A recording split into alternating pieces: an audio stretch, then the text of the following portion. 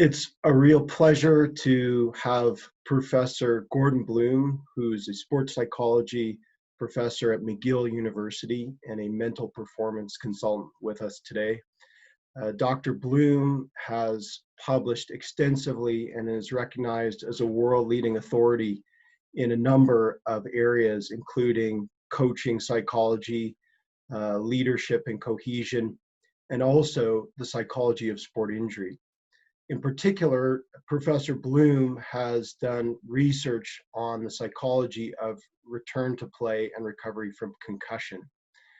And concussion, of course, can be a very debilitating injury. And so it's a real pleasure, and I'm really grateful to get the insights and wisdom and experience, excuse me, of Dr. Bloom here today. So thank you for being with us.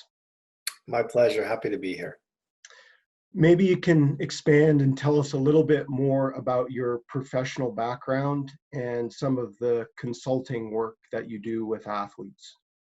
Sure. So I reside in Canada. I did work in the US for 4 years in the 90s, but I've been in Canada since then. Been at McGill University. My roles are teaching, research, and I do a lot of service as well. I run the undergraduate program at McGill, but I'm also very involved with our varsity athletic program, providing sports psychology or mental performance consulting opportunities to our athletes and teams.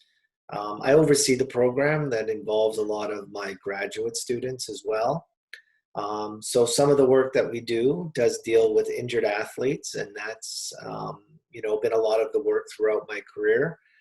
I've been fortunate. I've worked with professional athletes, Olympic athletes, Paralympic athletes, done some work with the United States Olympic team. And I always enjoy sort of the theory to practice. So doing the research on concussions or sports injuries, and then actually working with athletes and being able to, implement some of the strategies that we've learned from the research. So my career in sports psychology sort of encompasses teaching, research, and service, and they're all very interrelated.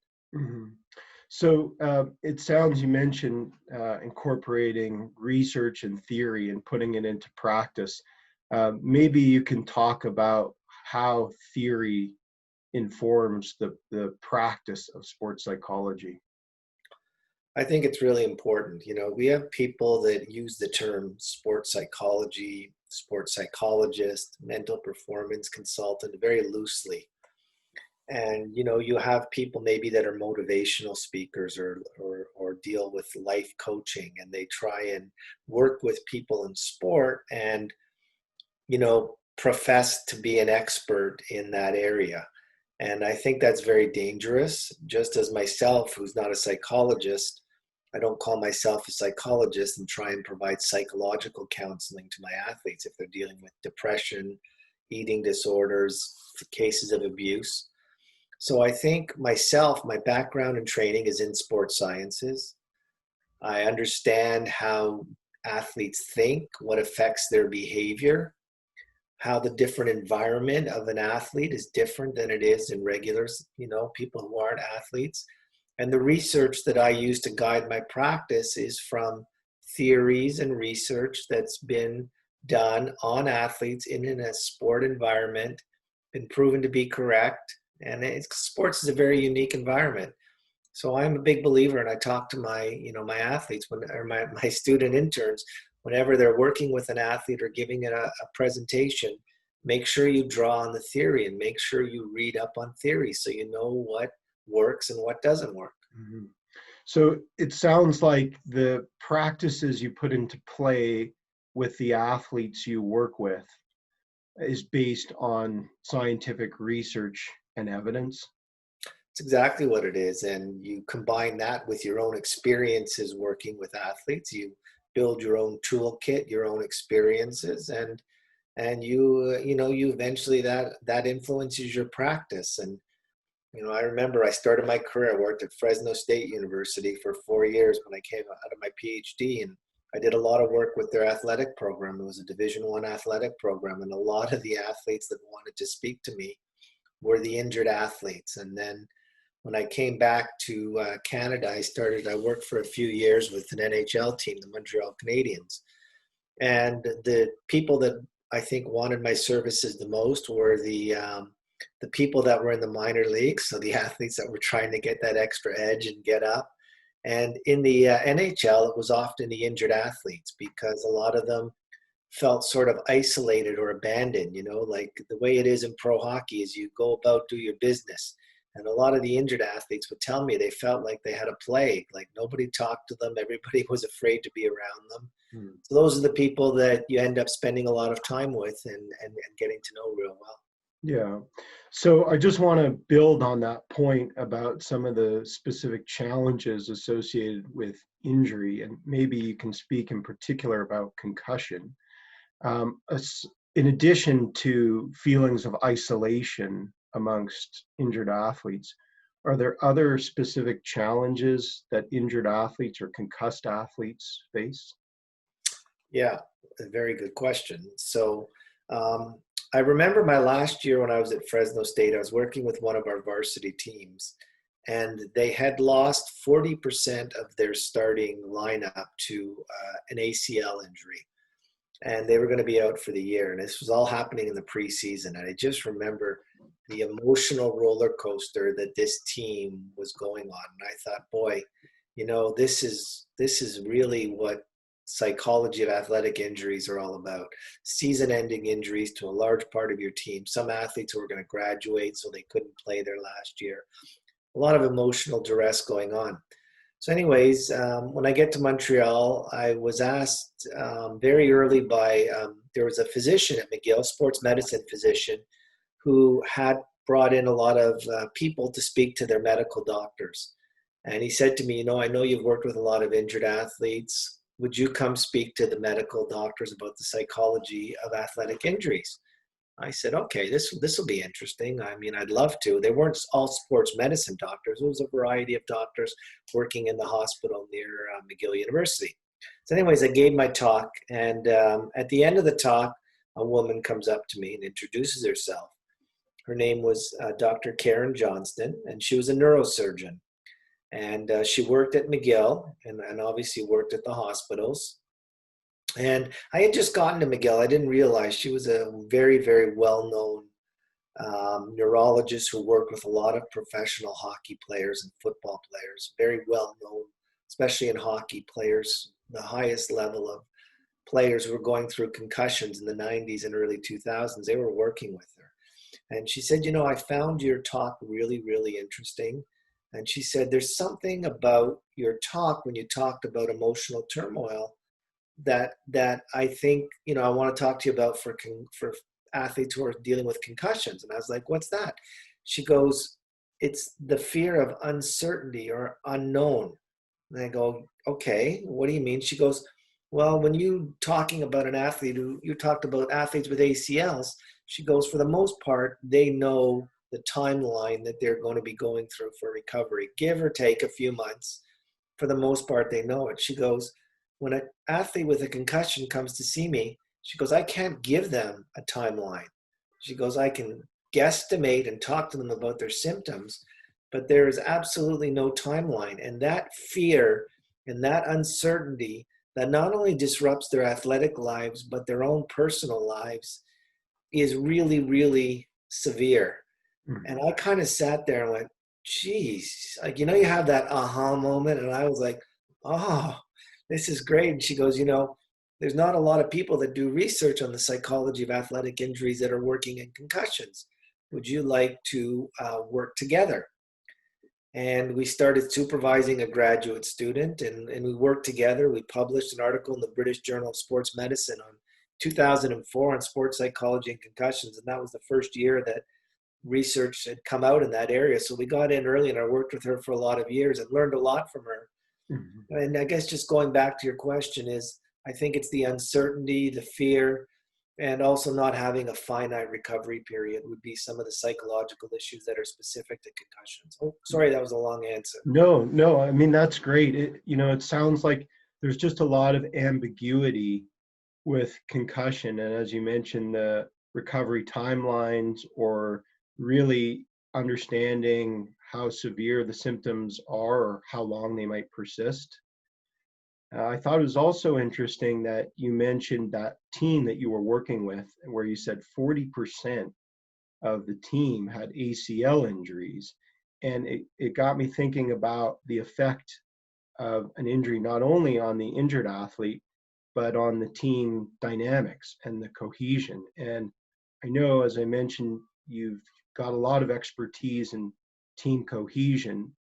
And maybe you can speak a little bit more about that point. What impact does the injury have, not just on the individual, but also on the team? Huge, huge.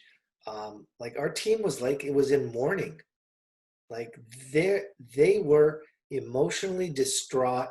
They thought we were jinxed. Like we have this, jinx because like athletes had injured themselves just going out in practice. The floor was slippery. One of them slipped and tore the ACL. I mean, it was freak injuries, and it just really took away the focus of where our team was at. And I've seen it in other teams that I work with, whether when something really severe or traumatic happens, it really throws people off. And in sports, athletes need focus. And if their focus isn't entirely on their performance, they're worried about somebody's health, wellness, well-being. My thoughts is that they're not going to focus. They become more susceptible for an injury because they're not with themselves as they normally would be, but also their performance is going to suffer. So, it's an often overlooked issue on how a severe injury affects a team. And I've worked with many teams over the year who've lost a key player, and we need to sit down and talk about what this means and sort of air it out and how we're going to deal with it. If I have to give them coping strategies or just some ways to get through what they're going through. Mm-hmm. You mentioned that issue of fear again, and in particular with concussed athletes. Maybe you can elaborate a little bit more on what are some specific fears that concussed athletes may experience. Well, I can give you actually a personal example to start off. Maybe it'll help say that. So, I have one of my oldest child, one of my children, played a high level hockey growing up, and when he experienced one minor and two major concussions. Major concussions, like he was out for over 2 months. He was in the dark for a week when he got them. I mean, they were really intense concussions. And after he got his second one, we both realized like it's time to put competitive hockey to rest, which he understood. And then the next summer after he got his concussion, he was teaching sports at a camp, playing flag football, and tore his ACL. He had reconstructive surgery. And I asked him at the end of the year, I said, so Jacob, now you're back playing, sports and everything from your torn ACL. I said, what was worse for you? Was it, the torn ACL where, you have the surgery, you're on morphine, you're on crutches, or was it the long-term or what we call protracted concussion symptoms that you dealt with for, the good part of 2 months? And he said it was by far the concussions was more mentally grueling. Mm-hmm. And the reason was, and this I think answers your question, is it affects the quality of their life. Mm-hmm. When he had his torn ACL, after he got off the morphine and the pain meds, his quality of life went back to normal. He could watch TV, could communicate with friends. On crutches, he could go out to a restaurant or a movie. When you're dealing with these concussion symptoms, you're basically on your own. And a lot of times you're just sitting in the dark. You can't go on social media. You can't reach out to people. It's too painful to leave your house. The sunlight is too bright. The noise is too bright. You don't feel like speaking to people.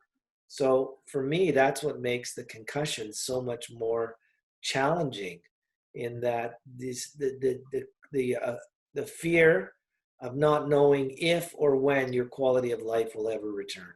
Yeah. And, I imagine, of course, that can really have a profound impact on someone's psyche and well-being, just that uncertainty of when debilitating symptoms may, if at all, resolve. Well, we've got 2 studies that we've done on university athletes who experienced long-term concussion symptoms. So very strong athletes, mentally strong. And in both of these studies that we did, and they were qualitative studies, which means we interviewed the people and allowed them to talk about what they went through. Almost all of them talked about going through depression. And there was, in both studies we did, athletes that talked about having suicidal thoughts. It got to be that severe that they were contemplating suicide. And I understand that concussion can have an extreme, as you indicate, emotional impact on athletes. Maybe you can elaborate a little bit more on some of the impacts of concussion on athletes' emotions and how those emotions may change over time. Well, again, it doesn't get any worse than depression and suicide to me. Mm-hmm. I mean, that's the far end of emotional distress that you can go to. And you're talking people that are young and healthy as well. So, I mean, they deal with fear, uncertainty, and a lot of other, and they're stressed and they don't feel well. But, when it gets to talking about, severe depression where you're thinking about hurting yourself and you're completely withdrawn and you need medical help, to me, it sends sort of a signal that a lot of people don't realize how severe a mental trauma a concussed athlete goes through. Because the problem is people look at them and they look normal. Whereas you see somebody with a torn ACL, they're on crutches, their knees got a brace, and everyone says, oh, you must be terrible. You look at somebody with a concussion, and sometimes you can see it in their eyes, but sometimes you can't. And people think that a lot of times athletes have told me that people think that they're faking it or milking their symptoms, because they look fine. So that adds another layer of difficulty that they have to navigate through. And sometimes it's even teammates and coaches that they've said to us, they get the impression that they think they're faking their injury or milking it because they're afraid to come back. Yeah, and that's such an important point that I was going to ask you about or touch on, is kind of whether the invisible nature of concussion and the fact that others can't necessarily readily identify one's symptoms, whether that compounds the challenges that a concussed athlete already faces. Huge, yes. Mm-hmm. And I think a lot of my athletes who I've worked with who've had concussions, when I talk to them about what they're going through, it's amazing that sort of I just see them light up. It's like, you understand what I'm going through. I was like, well, I haven't done it myself, but I've done enough research to know. And they're like, nobody understands. That's the whole thing. It's like their parents don't understand. They're sympathetic, but their parents don't understand. Their friends don't understand. They're like, hey, you want to come out with us for dinner tonight? Well, I can't go to that restaurant. It's too dark. It's too loud. What do you mean? You look fine. No, I can't go. So, Yeah. So, and I imagine that only kind of further exacerbates the social isolation component, which for, an athlete with an ACL, they may experience, but maybe not to the same extent. Yeah. And, I was also going to say, like, the concussed athletes, what helps the most is if they can speak to another athlete who's had a concussion. Like, oftentimes they'll speak to me and I'll say, are you feeling like this? Are you feeling that? Like, yeah. Nobody else knows that. No one's asked me that. I was, okay, I get it. And then I said, have you spoken to another athlete that had long-term concussion symptoms? Like, no. And I said, well, we got to find you someone who has. And it's that time when they can speak to somebody who says, yeah, you're going to feel this. You're going to have highs. You're going to have lows. You're going to have mood swings. You're going to be, you can, a lot of times I tell my athletes, if they have one, I say, if they have roommates or if they're living with their family, I said, you better go home and tell everyone. Dr. Bloom said, I am going to be an ass at various times throughout this process. I am not going to be the same person. And I said, you can count on it that you're not going to be a nice person. You're going to be so frustrated that you're going to be difficult to live with at some point because of what you're going through. Again, athletes like to set goals. They're used to incremental, increases in their performance. sometimes a concussion will just, the symptoms will flatline for, we don't, there's no timeline. So imagine an athlete who can't, achieve a goal and get better. Yeah. I think all of us would go crazy.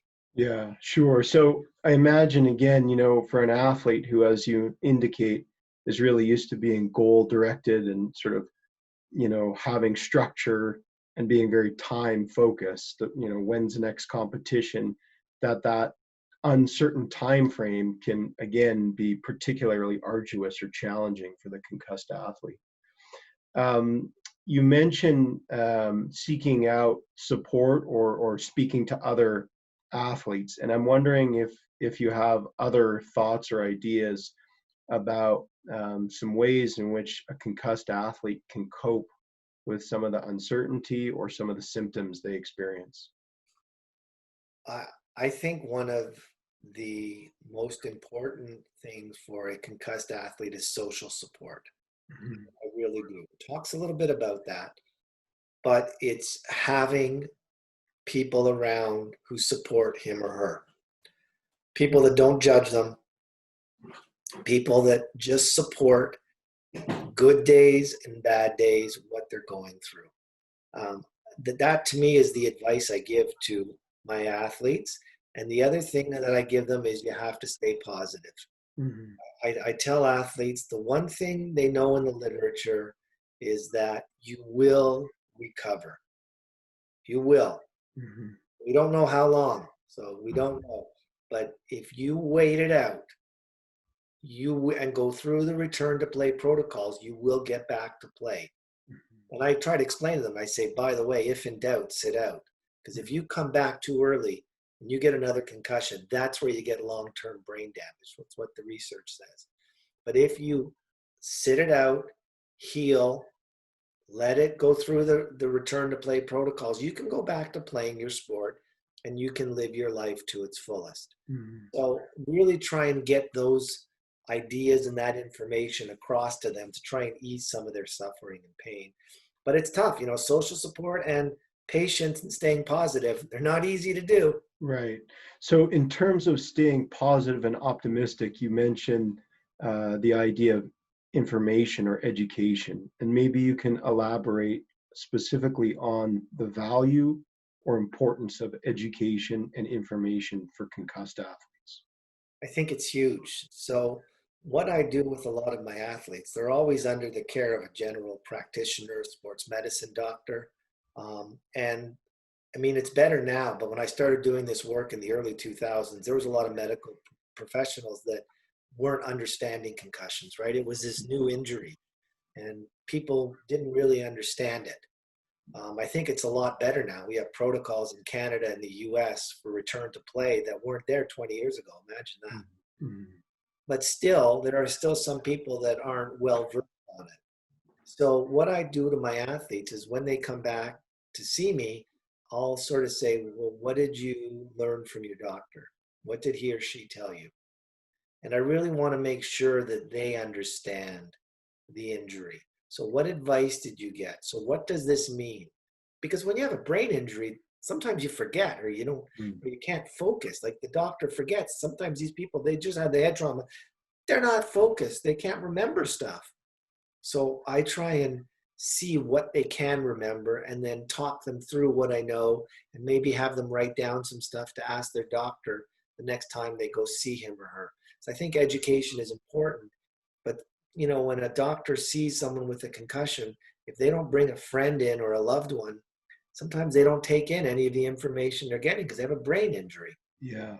And, I know in general, sometimes communication for injured athletes, irrespective of whether they're concussed, but maybe they have a musculoskeletal injury, sometimes communication can be challenging between the different stakeholders, the athlete, the coach, the athlete, the sport medicine practitioner. So I think that's a really important point you mentioned about clarifying what the athlete understands or what they took away or digested from that conversation and communication. Maybe you can speak a little bit more about the importance of communication between injured athletes and mentors or sport medicine practitioners? Yeah, you're spot on. What a lot of our research has told us is that the athletes get the most support from their from the training staff on their team. So those are the people that seem to have a pretty good handle on it and seem to be sort of their frontline go-to person. The people that see them every day, that know their mood swings, their moods, know them before they got the injury. So I think those people are really important. The athletic trainers and the support staff who are on the front line are the ones that need to sort of communicate with coaches and parents and mental performance consultants and perhaps even the medical professional to give an update on how the athletes are doing. At least that's the research that the athletes have told us. These are their go-to people, their number one support. Yeah. And are there specific elements that either maximize that communication or maybe limit its effectiveness? I guess it would depend a little bit on each athlete Hmm. and the connections he or she has, maybe even their status or role on a team. Maybe if they're in a precarious position on the team, they don't want the trainer to communicate with the coaches or teammates to say this person's fragile, this Hmm. person is nervous. You know, a lot of times I'll see athletes and they'll tell me things. I'll say, well, I can't tell my coach how I'm feeling, that I'm Hmm. scared because then I'll never get back to play. But they'll tell me they're frightened to no end. Yeah. So I think that's also a really important point that I want to pick up on is the stigma associated, or is there stigma, I guess would be my question, associated with reporting concussions or maybe a reluctance to do so on the part of the athlete? Yeah, and again, I base it on research. We did a study on professional football players in the Canadian Football League, and it's not pretty. I mean, the high number of athletes that are not reporting concussions for fear of losing their spot on the team is greater than 50%. And Mhm. those same numbers are in university sport. The studies were done 5 to 6 years ago. Maybe we're moving forward a little bit better, slowly but surely.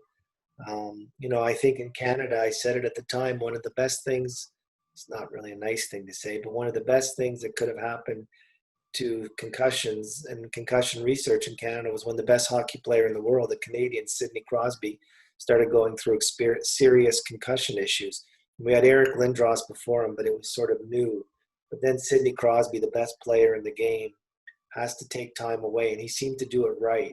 You know, he took his time coming back. Probably the first athlete to sort of say, "I'm not coming back till I'm right," and this might take a while. And everyone said, "Oh, okay," and they listened to him, and he came back. And knock on wood, he's been concussion free, and I think he did his protocol the right way. So Mhm.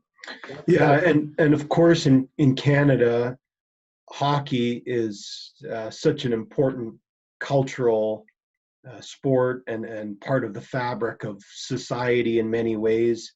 And so I imagine there must be a lot of pressure for particularly high level or professional athletes to get back and play.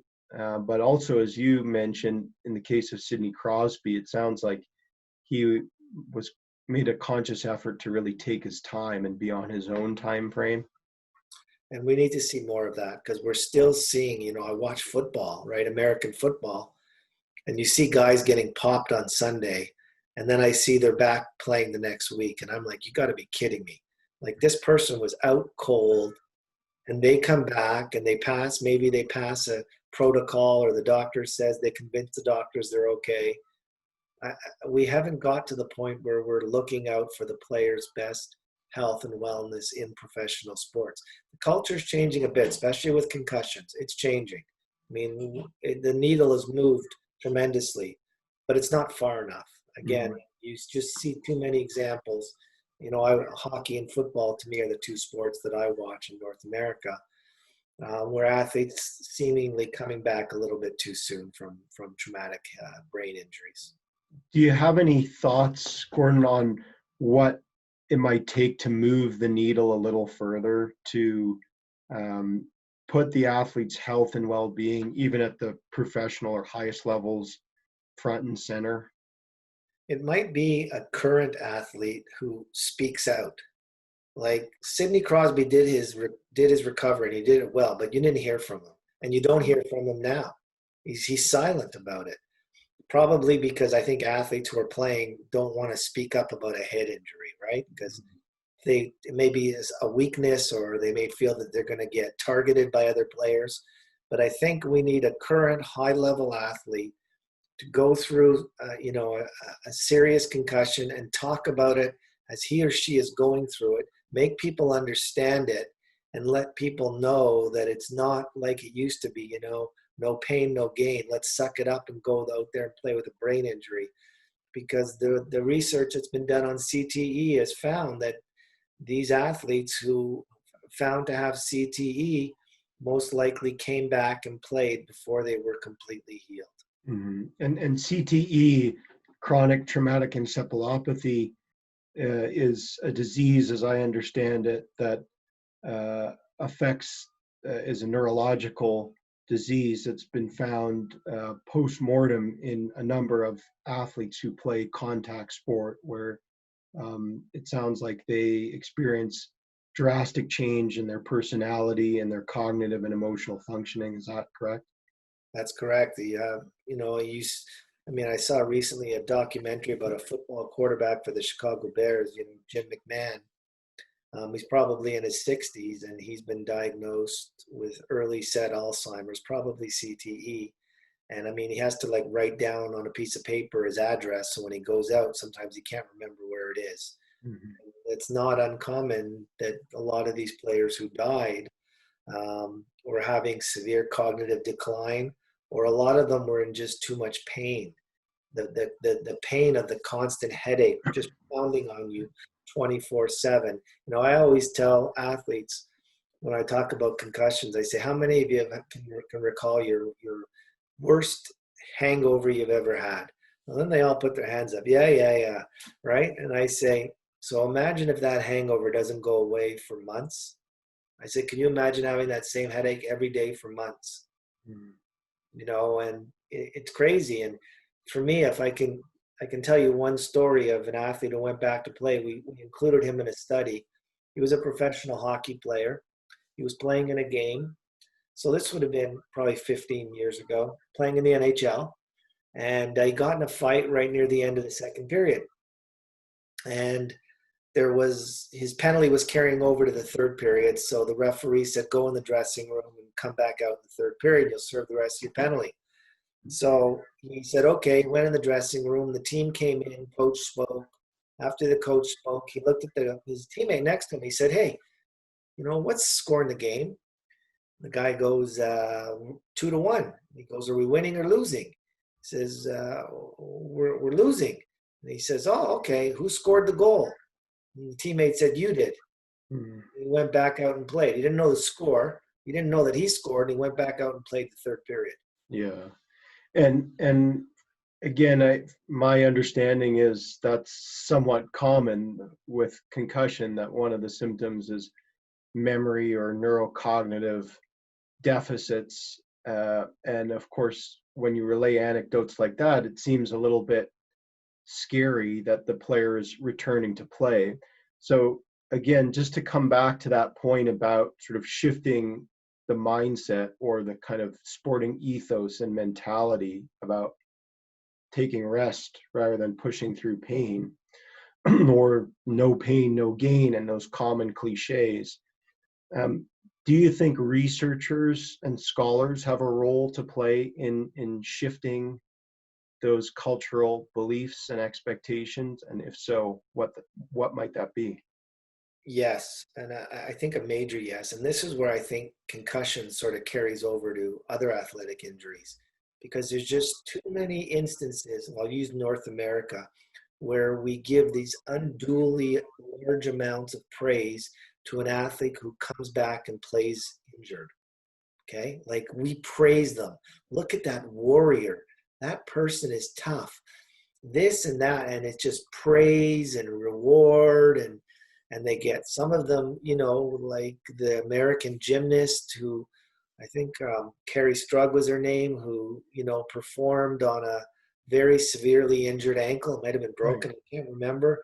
And Right. then, right after that, she's on the, on a Wheaties box and on commercials and being praised for what she did. But like if my young daughter was going to go into gymnastics and she was going to, go off and perform, well, she's got a severely damaged ankle and could have damage for the rest of her life. I don't want this person to be a spokesperson for what's right about sports. Mm. So I think as researchers, we need to send this message, but I think we need to get stakeholders who are in the sport to recognize and understand this. That's coaches, general managers, athletes, players, agents. Everybody has to change how they view sports injuries and this sort of warrior mentality, for lack of a better term. Right. And so, certainly individuals such as yourself who, are really at the intersection, you mentioned the intersection of research and practice, and who are doing the research, but also working with the coaches and the athletes, seem like a great vehicle to translate that knowledge and that science into practical settings and forums. Um, I want to just go back to that point you mentioned about pain. And I know you've talked about this, but I want to ask explicitly, what are some of the physical aspects of pain to concussion or psychological elements of pain? Physical has to be the headaches. That's the one that really, there's dizziness, there's nausea, but it's, I think, the headache that's the real challenging one for those people with long term that can't get rid of the pain and have to just lie down in the dark, which goes to the psychological, which is isolation. So I think the physical is the pain of the headaches, psychological is the isolation and the disruption of the quality of your daily life and not knowing when well, I won't say if, but when you'll get back to a sense of normalcy. Mhm. And you talked about the importance of social support in terms of addressing and facilitating psychological recovery. Are there specific types of social support that concussed athletes may benefit from? There's no research on this that I know of specifically. Um, I think it's just feeling connected, and I think probably there's little research because every athlete is different, right? Like some may be in the dark for 3 or 4 days, but then they can communicate via phone. So text, like I know a lot of coaches have said, I text my concussed athlete every day and I don't take offense if they don't answer it because then I'll know they're having a bad day and I wait till the next day. So I think it's sort of taking every athlete individually, seeing what you can and what can't do and what they need and don't need. And again, if they can't go out with you, then you go over and see them. And I know some of our research has found that sometimes you go over to see a concussed athlete, they're having a bad day and they tell you to go fly a kite.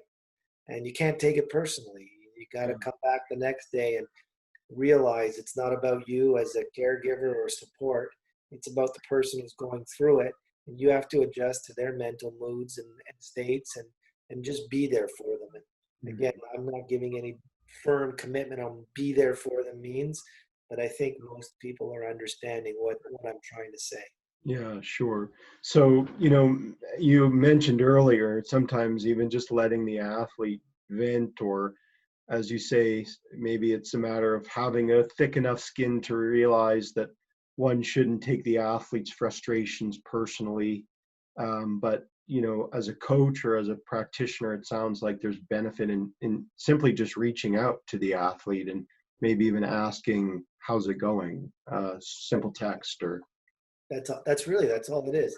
How are yeah. you doing today? And Yeah. knowing that every day they're not going to be good. Mhm. And you don't want them to say, yeah, I'm doing okay. I'm doing well. No, how are you really doing today? Yeah, How are you really doing? That's what they need to hear. right. And that ability to for them to express how they're legitimately and genuinely feeling, um, is important for them as well, would you say? Or Yes. Yeah. yeah, okay. And being prepared that again, It's not like other injuries where they're going to obviously get better every day.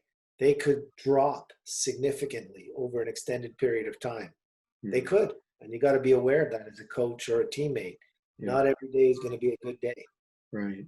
So on that point, I know for, again, comparing the concussed athlete experience to maybe one with a musculoskeletal injury, um, it may be easier. I could imagine it would be easier for the athlete with the musculoskeletal injury to have some clear expectations about their things like recovery progression or timelines. But what might be some expectations, or are there expectations that concussed athletes have in terms of their recovery or their treatment providers, maybe? The only thing I tell them is you have to believe that you're going to be better. If you Mm. listen to the doctors, you have to believe it. You have to believe it to start, and sometimes they don't, right? Like an athlete with a musculoskeletal, they have a broken bone or they've torn something, it's their hamstring or something in their shoulder, elbow. They know they're going to get better for the most part. A concussed athlete, they don't have that same level of certainty. So I think just telling them, you need to believe you're going to get better because that's going to affect your whole body and the messages that your brain sends to your body could have an impact in how your body recovers. So I just really try and teach them about sort of mind-body connection and making them believe that they will be better. Right. So, as from the sort of standpoint of a mental performance practitioner, what about going back to the example of your son who experienced debilitating symptoms for months? How are they to believe that they're going to get better when they're sort of right in the, you know, experiencing the depth of those symptoms? How does that work? It's tough. I mean, again, with my son, I was able to, he knew I was doing work in concussions, and Right. the doctor that he was seeing, his name's Dr. Scott Delaney. He's somebody that I work with.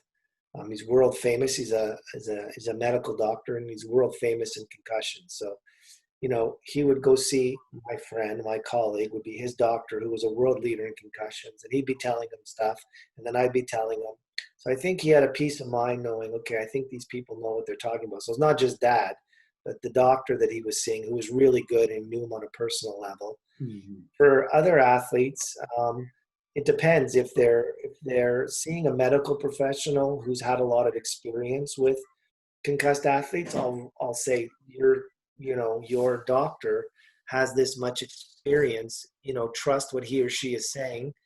If that's maybe not the case, then I'll suggest they find a teammate or another player from their sport or another sport who's had the same concussion symptoms, who might sort of be a mentor, a peer mentor for them. Mhm. Most people who've had concussions, severe concussions, they're happy to lend their knowledge to somebody who's struggling. It's not a difficult outreach group to find. Yeah. So that's another bit of advice that I'll give them, is sort of find a friend.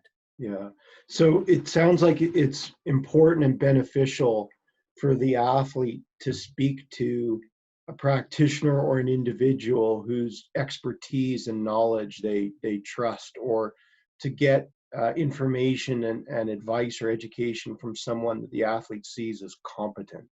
Very much so. And this was more like 10 or 15 years ago, but I had so many athletes that I saw that went to an emergency room, a hospital, after they got hit in a game, and they were misdiagnosed. They weren't told they had a concussion, or it wasn't explained. The doctor didn't really understand concussions, or maybe it was busy. And, right away they have this uncertainty about, do these people really know what I'm dealing with? Some, like, they could tell when somebody doesn't know. They're not asking the right questions to the athlete. Right. They can tell. So they need to find somebody who they have confidence in, who understands what they're dealing with. And when that happens, there's more acceptance, I think, on the part of the injured athlete to listen and adhere. So from the athlete standpoint, what are some things do you think that build trust in their practitioner? I don't know for sure. I don't know if it's more the connectivity with the practitioner, or if it's more the knowledge delivery. Like, I don't care how you deliver it, just give me the right information. Right. I I don't know for sure. I don't know. Right. You may have a better idea. As studying all other types of musculoskeletal sport injuries, what's most important Yeah. for an athlete Yeah. to deliver? Yeah. I mean, certainly the communication element seems to be important, right? If it's about the content of the message, so showing, okay, the person knows their physiology, they know their, they know the neuroanatomy, they can explain things, and they show that they have content knowledge, but then also about how they deliver that message. So maybe it's delivering that message with a certain confidence. It's like, well, they seemed pretty sure of themselves when they were delivering that message. Or it's, they were waffling a lot. Or when they communicated, I couldn't make sense of, I couldn't make here or there, and either here or there, what they were saying. Like, to your earlier point about having that kind of debrief with the athlete and then being able to clearly articulate, well, what did they tell you? And maybe that's all the more important, I think, in the case of concussion, it sounds like, where, it's, they're already foggy, their emotions may be shifting all the more so. So I think the communication element is really important. And also, as you mentioned earlier, from the athlete standpoint, them being able to ask kind of the right questions is important, because if they don't know kind of what to ask, it's hard to get the right information. And and then maybe trust in the provider goes down because the athlete doesn't really know what to ask or what's appropriate or what information they should have. So certainly communication seems to be important. um, are there, in terms of, I guess, readiness to return, and maybe this is still a very gray area, but you had alluded to it earlier. How does the concussed athlete know that they're ready to resume competitive activity? I mean, concussions is a unique aspect for that because it's we're dealing with lack of understanding physically and psychologically, right? So, with an athlete with a musculoskeletal, usually the physical, I would think, this is just me, is a little more clearly defined. Like, they can test somebody's strength, flexibility, endurance, and sort of say, yeah, we've done the tests, and your muscles are physically recovered. So then deal with the psychological. But with a concussion, it's still a little bit more of a gray area because you're dealing with somebody's brain. You can't, it's not as easy to hook up a brain on a machine as a muscle in the body in your leg and, do those tests. So I think with a concussion, you've got the physical uncertainty that's still there. And of course, the psychological, which we've talked about a lot. And for me, the physical that I do is I ask my athletes, what did the doctor say? What tests have you gone through as far as the return to play protocol? So they say this. They say, but I'm still scared about getting hit in contact. So the advice that I always give them, I said, talk to your medical professional, talk to your trainer. I said, tell them how you're feeling and ask them if you can go engage in contact in a practice with your own team. Mhm. And if they give you the green light and say physically yes, I said I would rather you test it out in a practice and a teammate than waiting to get hit in a game. So go out and hit someone hard, take a shot, and see how you feel. Right.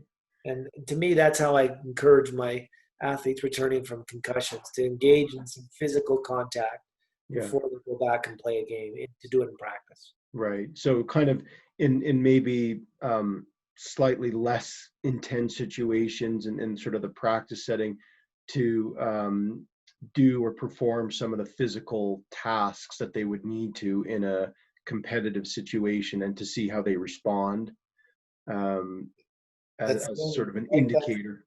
Yeah, because that's the only way they're going to feel confident. Because Right. again, it's a different injury. Like, you're Hmm. dealing with your brain. Like, they're worried about not being able to go to work or go to school you know, and then when you can't go to work or school, that's a lot different than when you rip up your knee. You can still do both of those things. Sure, sure.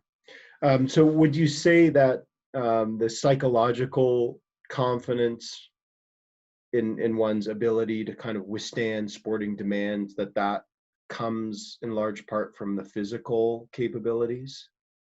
It's a good question. Um, I would say yes, but I couldn't. Don't ask me to give you a percentage or a number. I Sure, don't think I sure. would go that far. Yeah. Are there ways, I guess, to maybe increase the readiness of athletes? You talked a lot about some of the fears that they might have and apprehensions, and are there ways to well, maybe let me make it more specific. I guess if an athlete is having like a fear of getting another concussion, but sort of based on standardized tests, maybe balance or other tests that they're deemed ready to return, but they still have this significant worry about getting another concussion. What might be some ways to address that apprehension? That's tough, right? Because again, you're dealing with a brain injury, and people are thinking beyond playing their sport. I know it. Like it's related to coming back to playing their sport, but I think their thoughts are all about their life, Mm-hmm. the quality of the life. So I think you have to find something that's real to them. And to me, something real is they've done these tests, go through the tests they've done, Yeah. like you said, the standardized tests, but also some tests in practice where they challenge themselves. I say remind them, talk to them about where they were 2 months ago and where they're at now. Like, I couldn't watch TV, I couldn't go to a bar, I couldn't dance, couldn't listen to music. And you just have to, I guess, get them to go through to you all the positive steps that they've gone through, what the experts have told them, and convince them that physically you are ready. You Mm-hmm. passed all the tests. You can't pass any more tests. Right. Well, now it's on you to say if you're psychologically ready, and only you can make that determination. Right. So it sounds like one of the things that may be helpful in facilitating that perception of readiness is documenting and sort of revisiting milestones and progressions and helping them to see that they've come, maybe from a place where they weren't highly functional to where they are at the present point. Yeah. Um, are there I guess a few other questions, and again, I really appreciate kind of the fact that you have both research and a lot of practical experience that comes to bear on your statements and insights. Are there any benefits to experiencing an injury or a concussion? Sounds like a rough injury to have. Well, I mean, I think there's always good things that can come out of difficult times. I think for a lot of these athletes, you can talk to them about resilience at the end. And most of them will say that it's highly unlikely that they'll experience a more traumatic injury in their sports life than what they've gone through if you had long-term concussion. I think maybe a little bit more of an appreciation for playing their sport. I talk to my in my class, students have often asked me, as a mental performance consultant, what's the most difficult situation you have in your profession?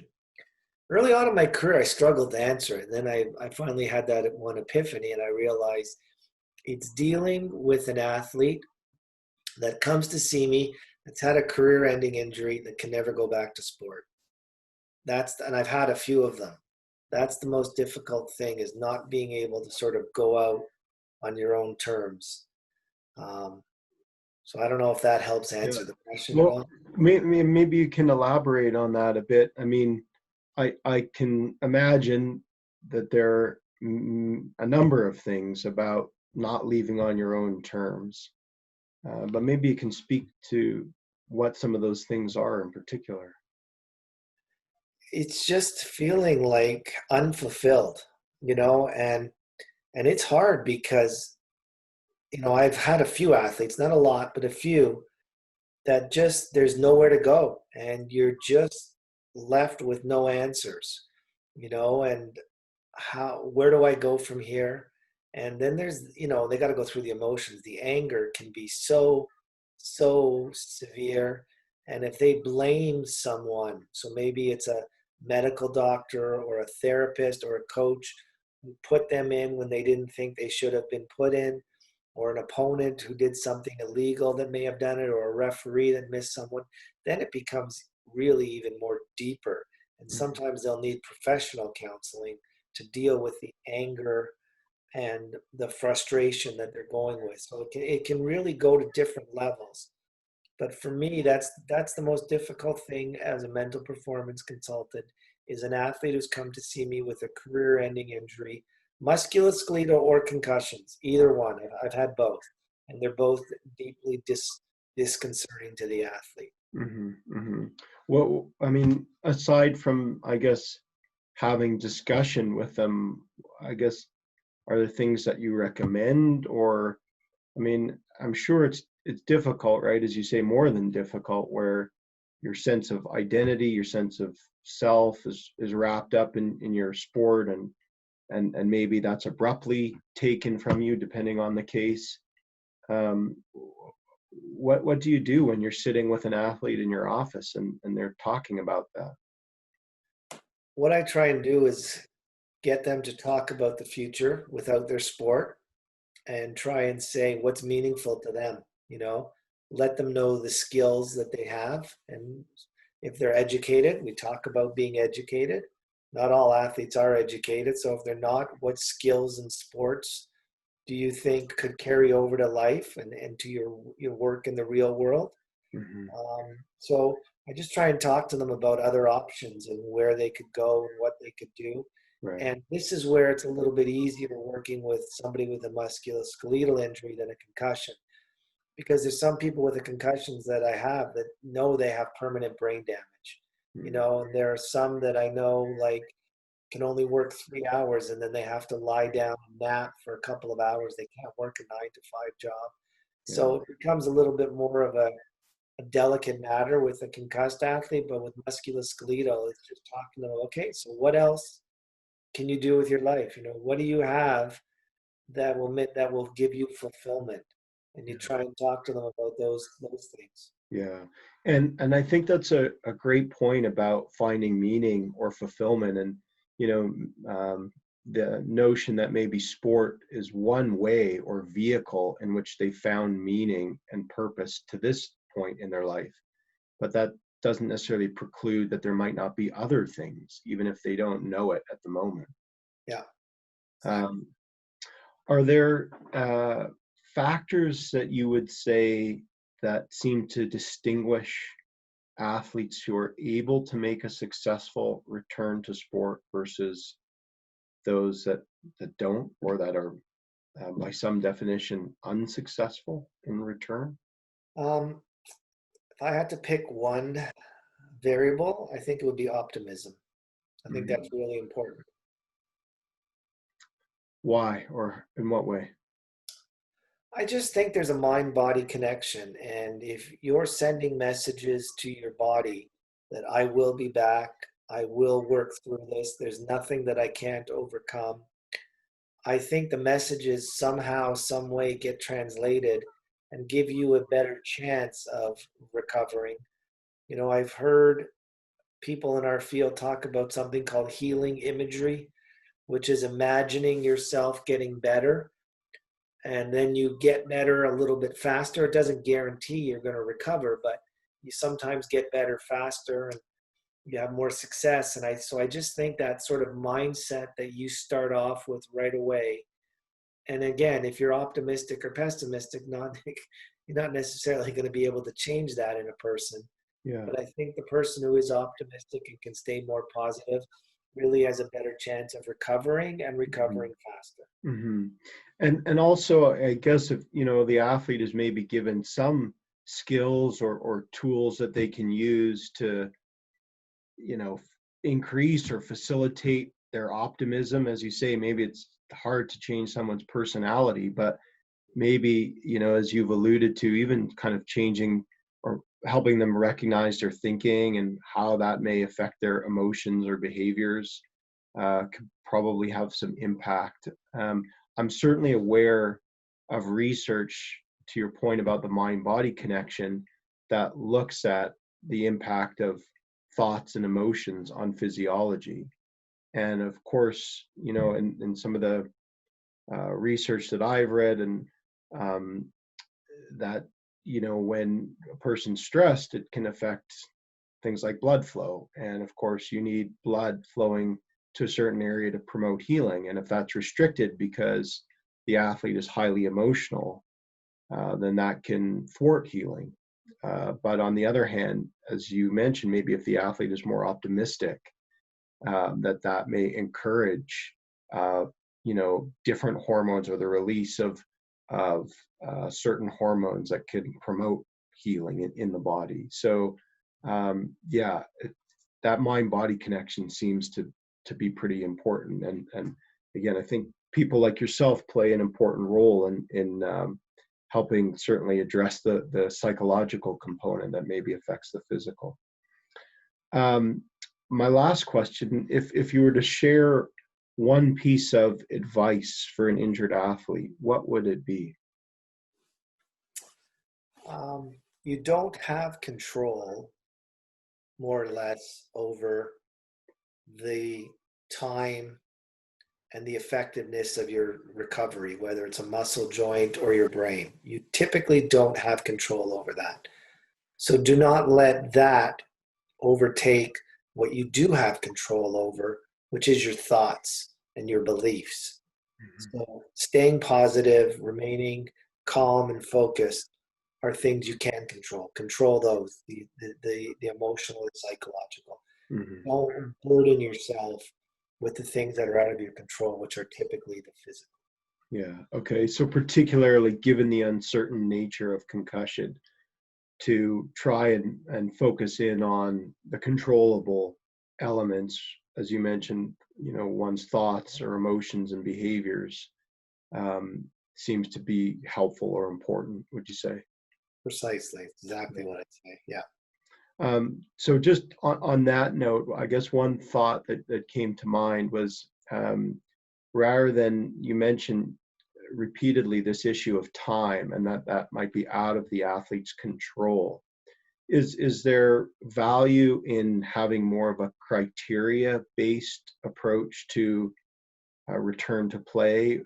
You know, the athletes sort of demonstrating that, as you mentioned earlier, that maybe they can do certain physical skills or that they meet certain benchmarks on particular tests. Is there value to that rather than, well, I want to be ready for this sort of competition in a month's time?